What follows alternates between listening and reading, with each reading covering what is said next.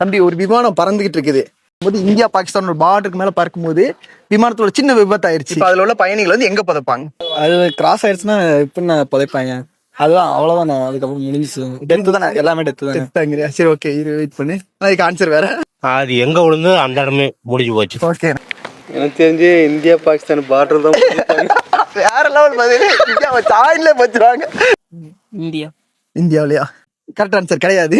அதனால வெயிட் பண்ணு. நான் ஏரோப்ளேன் காஞ்சிழுங்கண்ணா அந்த பாடி எல்லாம். புரியல. காஞ்சி என்னது? காஞ்சிழுங்கண்ணா நெருப்புல காஞ்சினா கறி பேருமா? அப்புறம் அதை எப்படி புதைக்க முடியும் அப்படின்னு. ஆனா அது இல்லடா. எவ்வளவு கிலோமீட்டர் பறக்குது? அது எனக்கு தெரியாது, அது பைலட்டுக்கு தான் தெரியும். ஆன்சர் கொஸ்டின்ல தான் இருக்கு. கொஸ்டினுக்கு முன்னாடியே ஆன்சர் இருக்கு. குழி தோண்டி பதிப்பாங்க. என் மண்ணுல புதைப்பாங்கன்னு தெரியும்.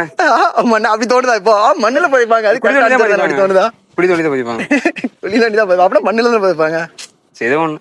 அதுக்கான ஆன்சர் மண்ணுன்னு சொல்லிடுறாத. மண்ணுல இல்லடா தம்பி, குழி தண்ணி கிடையாதுடா. வச்சு பாருங்க, ஒரு விமானம் பறந்துகிட்டு இருக்கு, ஒரு விபத்து ஆயிடுச்சு. அந்த பயணிகளை எங்க புதைப்பாங்க? விமானம் வெடிச்சிருச்சுன்னு நான் சொல்லவே இல்லை. ஒரு விபத்து ஆயிடுச்சு, சின்னதா ஒரு ரெக்கையக்க எரிஞ்சிருக்கலாம். அப்புறம் போய் லேண்ட் பண்ணிருக்கலாம். விமானத்துல உள்ள எல்லாரும் செத்துட்டாங்கன்னு நான் சொல்லவே இல்லை. அப்புறம் எப்படி புதைக்க முடியும் அவங்கள?